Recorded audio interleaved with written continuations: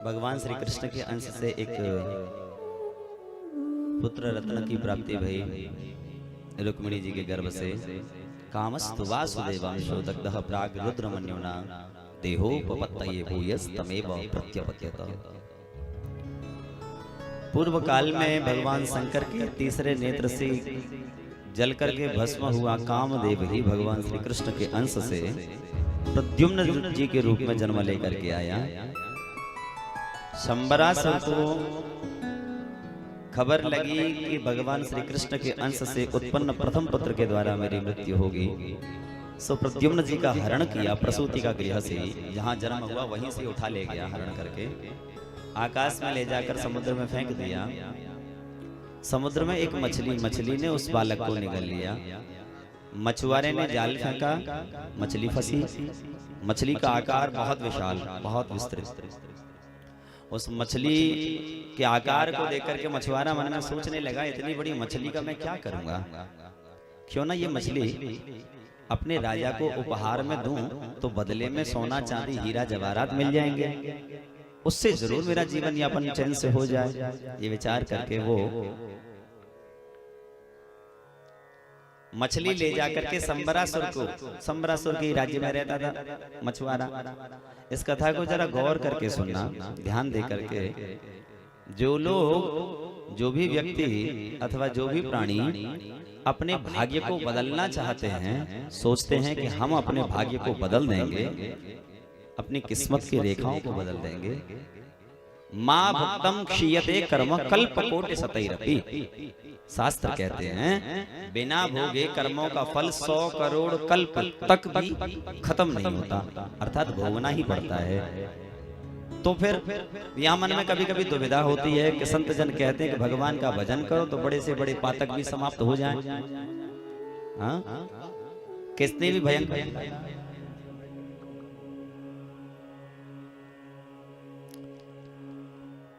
कितने भी बड़े हमारे दुष्कृत क्यों ना हो, कितने भी पाप क्यों ना हो, वो पाप को भी जलाने में सक्षम है भगवान का नाम। तो पर यहाँ तो धर्म संकट पैदा हो गया, दुविधा। दो तरह की बातें हो गई हैं। भगवान के नाम में सामर्थ्य है कि वो बड़े से बड़े पाप को समाप्त कर दे और किस्मत को भी बदल दे। लेकिन यहाँ कह रहे हैं मां भुक्तम क्षीयते कर्म कल्प कोटि सतैरपि। यहाँ इन दोनों बातों का समाधान करते हुए आचार्यगण कहते हैं ये बात सत्य है कि मां भुक्तम क्षीयते कर्म कल्प कोटि शतैरपि। बिना भोगे कर्मों का फल समाप्त नहीं होता। तो फिर बोले भगवान का नाम लेने से उन पाप कर्मों के फल से लड़ने की शक्ति हमें मिलती है। हमारे जीवन में आने वाले जो दुख हैं वो हमें भोगने पड़ेंगे। हाँ, इतना संभव हो सकता है, उसका फल पूरी तरह से समाप्त नहीं होगा। हाँ, वो पूरी तरह से समाप्त नहीं होने वाला, उसका कहीं ना कहीं थोड़ा बहुत अंश तो हमें भोगना ही पड़ेगा। एक छोटी सी कथा हमारे महाराज जी सुनाते हैं। एक किसी गांव में दो भाई, सगे भाई, और दोनों भाइयों में बड़ा प्रेम, बड़ा घनिष्ठ प्रेम। लेकिन दोनों भाइयों का व्यक्तित्व और उनके जो विचार हैं, उनका व्यवहार है बिल्कुल विपरीत एक दूसरे के। एक दुष्ट प्रकृति का, एक सज्जन है, धर्मात्मा है, एक कथा कीर्तन में जाता है और एक मदिरा पीता है, जुआ खेलता है, वेश्याप्रसंग करता है आदि, मांसाहार इत्यादि करता है। अब दोनों की ही प्रकृति में कितना अंतर। लेकिन देखिए जैसे जैसे बड़े भये तो हमारे महाराज जी कहो करे भैया, बड़े होने के बाद में उनकी जीवन शैली भी बदली, लेकिन उन दोनों को जो परिणाम मिल रहा है उनके कर्मों के बिल्कुल विपरीत। कैसे? जो धर्मात्मा है वो गरीब होता चला गया और जो दुष्ट है वो अमीर होता चला गया। एक बार रास्ते में चलते चलते जो दुष्ट प्रकृति का है उसे एक असरफियों से भरी हुई थैली मिली, उसे लेकर के आया। और जो धर्मात्मा है, सज्जन है, उसके पैर में एक लोहे की कील ऐसी धसी आर पार हो गई, बेचारा करहाता हुआ घर पे आया।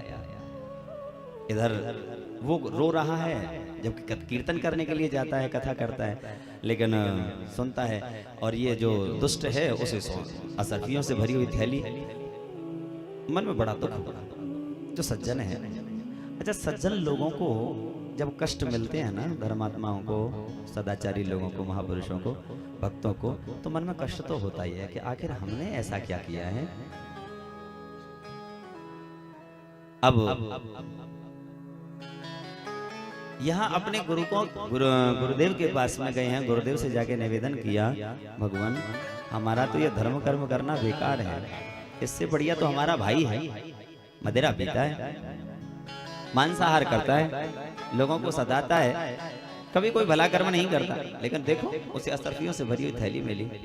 आखिर हमने ऐसा कौन सा पाप किया, हमें ये दंड क्यों मिला, हमारे पैर में ये कील फंस गई। गुरुजी ने अपने तप से देखा और देख करके कहा, भैया ये तो भगवान की बहुत बड़ी कृपा है कि तुम्हारे पैर में केवल कील फंसी, अन्यथा आज तुम्हारी मृत्यु होने वाली थी, आज के दिन तुम्हारी मृत्यु होने वाली थी। इतना सुनते वो एकदम कांप गया शरीर। हे प्रभु, इसका मतलब आज मेरी मृत्यु होने वाली थी और केवल पैर में कील धंस गई रह गई। भैया ये तेरे भजन का, तेरे सुकृत का फल है, परिणाम है। तूने जो कुछ धर्म कर्म किया, कथा की सुनी है, कीर्तन किया है, उसी का और गुरु सेवा संत सेवा का परिणाम है। जो आज एक कहावत है हमारे गांव में, सूली की चोट सूल पे दी चली गई।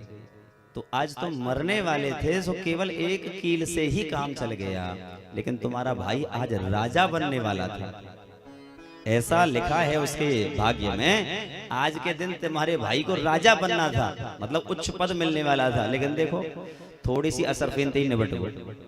क्यों? क्योंकि उसने पाप इतने किए हैं, पाप करने के कारण उसकी किस्मत, उसका भाग्य जो है वो बदलता चला गया, समाप्त तो नहीं हुआ, मिला तो है, फल तो मिला है, तो जो पद मिलने वाला था वो पद केवल असरफियों से ही रह गया, और तुम्हें जो दंड मिलने वाला था वो केवल एक कील से ही पूरा हो गया। इसका मतलब माँ भुक्तम क्षीयते कर्म कल्पकोटि सतैरपि, जो लिख दिया है, जो विदना ने लिख दिए छठी रात के अंक, राई घटे न तिल बड़े रहो रे जीवन संक। भोगना तो पड़ेगा, हाँ, उन कर्मों को, उन दुखों को, उन कष्टों को भोगने की भगवान के नाम से, कथा सुनने से, कीर्तन से, सत्संग से शक्ति मिलती है। और भैया अगर हमारे हृदय में अगर शक्ति का संचार हो जाए और अगर भक्ति प्राप्त हो जाए तो बड़े से बड़ा कष्ट भी हम आसानी से झेल सकते हैं, सहन कर सकते हैं। राजा रंतिदेव 39 दिन तक भूखे प्यासे रहे, 39 दिन तक पानी भी नहीं नसीब हुआ, और 39 दिन के बाद में 40वें दिन भगवत कृपा से कहीं से कोई एक थाली आ गई भोजन की, और उसे पाने के लिए जब बैठे तो अकेले वही भूखे नहीं, वो भी भूखे थे, उनके बच्चे भी भूखे थे, उनकी रानी भी, पत्नी भी भूखी थी। तो राजा रंतिदेव ने उस थाली के 3 भाग किए, अपने बच्चों के लिए, अपने लिए और अपनी पत्नी के लिए। अब उसे जैसे ही पाने के लिए बैठे, इन कथाओं को जरा गौर करके सुनना, ये कथाएं हमारे जीवन में शक्ति देती है, भरोसा देती है, दृढ़ भरोसा मन में करके। प्रभु कभी ऐसा नहीं करते, कभी भगवान हर व्यक्ति को, एक कहावत कहते हैं गांवों में, भगवान भूखा जगाते जरूर हैं लेकिन भूखा सुलाते नहीं कभी किसी को। जब दांत न थे तब दूध दियो, अब दूध दियो तो वो अन्नहु दई है, जल में थल में पशु पक्षिन में सबकी सुध लेत वो तेरी हु लई है। जान को देत अजान को देत जहान को देत वो तो को हु दई है, रे मन मूर्ख सोच करे क्यों, सोच करे कछु हाथ न आई है।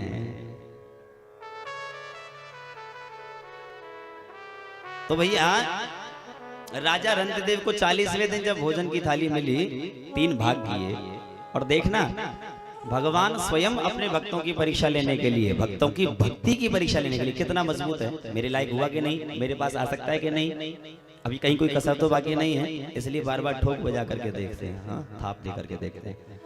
तो यहाँ राजा रंतिदेव जब भोजन करने के लिए बैठे, तभी एक भूखा व्यक्ति आया और आकर के याचक, महाराज कई दिनों से भूखा हूँ, भोजन नहीं मिला है, थोड़ा सा भोजन मिल जाए तो थोड़ी आत्मा तृप्त हो जाए। रंतिदेव राजा ने एक क्षण भी सोचा नहीं, अपने भाग, अपना हिस्सा जो भोजन का था वो लेकर के तुरंत दे दिया, लो भैया तुम पाओ, हम तो 39 दिन से भूखे, एक दिन और सही भगवान का नाम लेने के गुजर जाएगा, लेकिन तुम भूखे मत जाओ। वो याचक जो है वो भोजन करके चला गया। उसके जाने के बाद में अब सोचने लगे बच्चे अपने भाग खा लेंगे और हम दोनों पति पत्नी एक ही में से थोड़ा थोड़ा बाल लेंगे, भगवान का नाम लेंगे, ठीक है, आज भगवान की यही इच्छा है तो यही सही। फिर से पानी के लिए बैठे हैं। हमारे महाराज जी कहते हैं, भक्तमाल में स्पष्ट वर्णन है राजा रंतिदेव का। फिर से जब पानी के लिए बैठे उसी में से तब तक एक और हरिजन आ गया। महाराज कई दिनों से भूखा हूं, थोड़ा भोजन मिल जाए। पत्नी का भाग, अपना भाग वो भी दे दिया। सहज भाव से, लीजिए प्रभु, आप भूखे मत रहिए। महाराज अभी पेट नहीं भरा, थोड़ा सा और मिल जाए तो मेरी आत्मा तृप्त हो जाए। बिना सोचे विचारे बच्चों का भाग भी दे दिया। अब केवल पानी रह गया और पानी पी करके ही, चलो कोई बात नहीं, ठाकुर जी ने इतना दिया, चलो पानी पी करके रह लेंगे, आज पानी तो मिला, इतने में ही संतोष है, कोई बात नहीं, आज और पानी पी करके रह लेंगे। ज्यों ही पानी पीने को तैयार हुए, तुरंत एक चांडाल आया। चांडाल जो कि पहले मरेठन में रहा करते अंतिम संस्कार कराने के लिए, वो 2 कुत्ते साथ में लेके आया और आकर के याचना करी, महाराज मेरे ये दोनों कुत्ते कई दिनों से प्यासे हैं, इनको थोड़ा सा पानी मिल जाए तो बड़ी कृपा हो। राजा ने एक क्षण भी विचार नहीं किया, वो पानी तत्काल उन कुत्तों को पिला दिया।